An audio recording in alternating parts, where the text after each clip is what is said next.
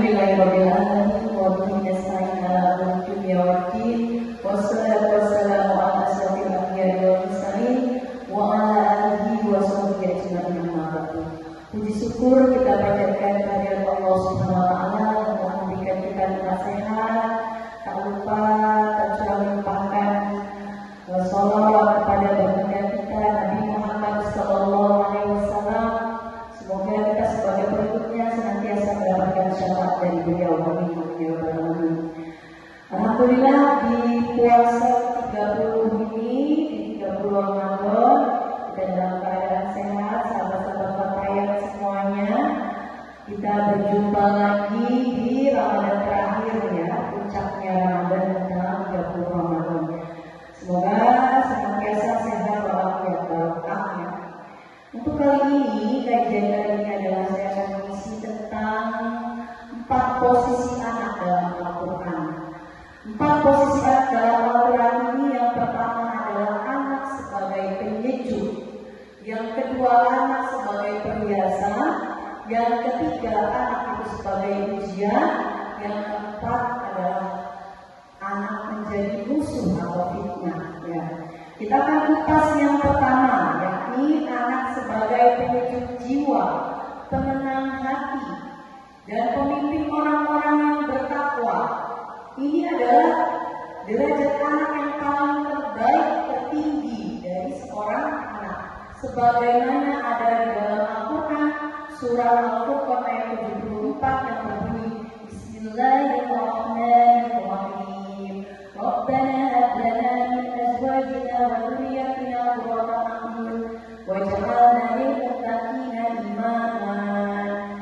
Yang artinya, ya Tuhan kami, ampunilah pada kami istri-istri kami dan keturunan kami sebagai penyenang hati kami, dan jadikanlah kami imam bagi orang-orang yang bertakwa.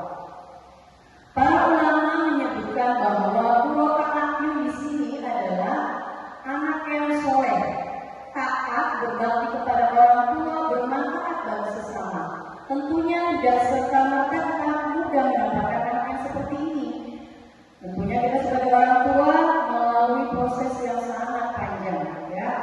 Anak orang tua menjadikan anak ini sebagai perangai pemimpin ini, bagaimana mendidiknya ya, kemudian bagaimana membina, kemudian membiayai, mengasuh ya.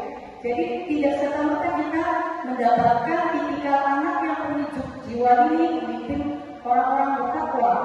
Ada usaha dari orang tua sejak kecil ya. Bahkan sejak dalam kandungan kita sudah mempersiapkan sebagaimana detailnya orang tua ini memiliki anak yang tipikal penyejuk jiwa, penenang hati, dan pemimpin orang-orang yang bertakwa. Kemudian yang kedua adalah anak sebagai perhiasan, sebagaimana dikatakan dalam surat Al-Kahfi ayat 46. Bismillahirrahmanirrahim. Allahu a'lamu zinatul hayatid dunya wa baqiyas shalihat. Harta dan anak-anak adalah perhiasan kehidupan dunia, tetapi amalan-amalan yang kekal lebih soleh adalah lebih baik pahalanya di sisi Tuhanmu, serta lebih baik untuk menjadi harapan. Dalam ayat ini perhiasan dan kekayaan dunia. Jadi anak ini dianggapnya perhiasan dan kekayaan dunia, diperlakukan seperti layaknya perhiasan, dijaga, bahkan disayang-sayang ya. Kemudian kalau ini ada perhiasan ya dijaganya sampai jangan sampai orang lain mengambilnya gitu ya. Nah, kaitannya dengan perhiasan ini, anak dalam tipikal ini adalah dibicarakan bahwa pandangan manusia, kecintaan kepada apa yang diinginkannya, sebagaimana dalam surat Al-Imran ayat 14 yang artinya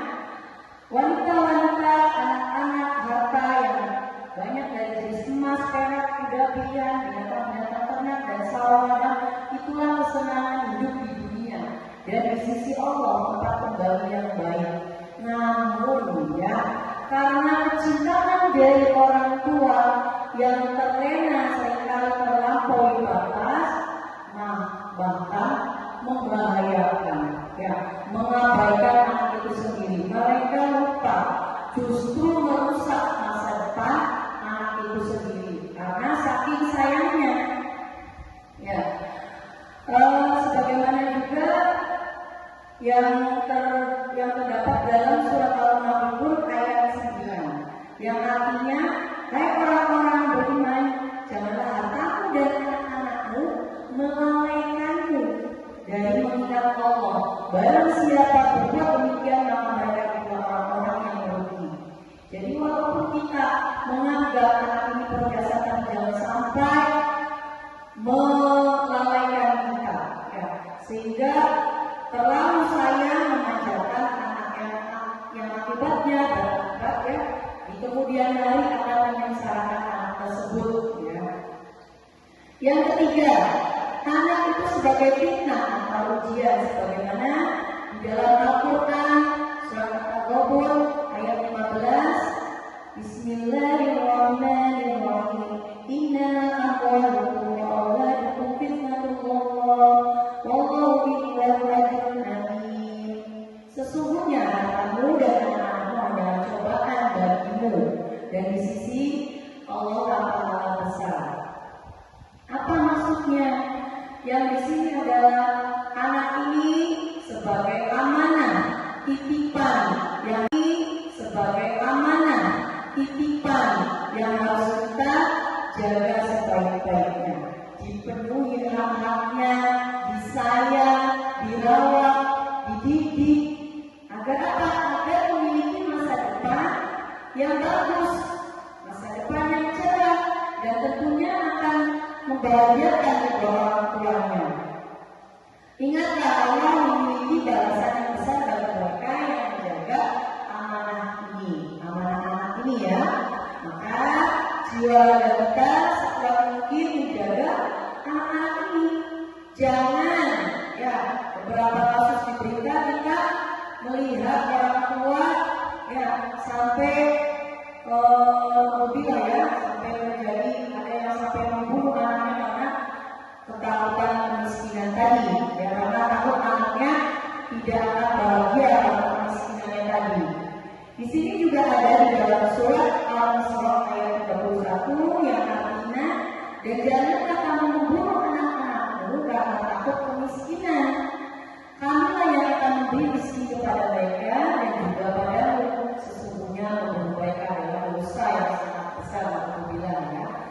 Karena anak-anak ini sudah ada rezekinya masing-masing, mereka sudah punya takaran rezeki masing-masing dari Allah.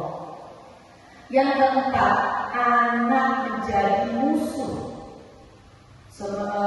Yang terdapat dalam Al-Quran surat At-Taghabun ayat 14 yang berbunyi, Bismillahirrahmanirrahim, ya ayyuhalladzina amanu inna min azwajikum wa auladikum aduwwun lakum fadharuhum wa in ta'fu wa tasfahu wa taghfiru fa innallaha ghafurur rahim.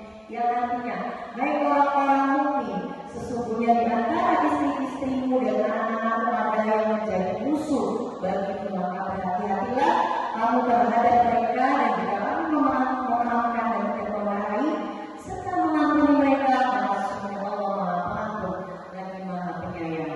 Apa maksud dari musuh di sini? Musuh di sini maksudnya adalah anak ini menjadi penghalang kita untuk menuju Allah, untuk taat kepada Allah. Maka berhati-hatilah pada anak dengan tipikal ini.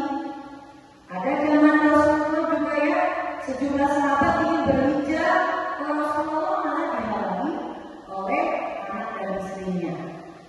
Kemudian Musafir menjelaskan juga bahwa maksud dari musuh di sini adalah ketika hari kiamat di antara orang tua dan anak itu akan dipisahkan, mereka bermusuhan, tidak saling mengenal, malah saling menduga, menyudutkan. Kenapa? Karena ketika tidak dipenuhi. Ada kezaliman ya dari orang tua terhadap anak sewaktu di dunia. Sebagaimana sebagaimana dalam Al-Quran surat Al-Baqarah ayat 3 yang berbunyi artinya, kali kerabat dan anak-anakmu sekali tidak bermanfaat bagimu pada hari kiamat. Dia akan memisahkan antara kamu dan Allah, melihat apa yang kamu kerjakan. Ya, semoga senantiasa kita di dunia ini dikaruniakan keturunan yang soleh, yang mampu memberikan pertolongan kelak kita di akhirat. Makanya kita kenapa harus menjaga amanah ini. Mungkin itu saja kultur kita pada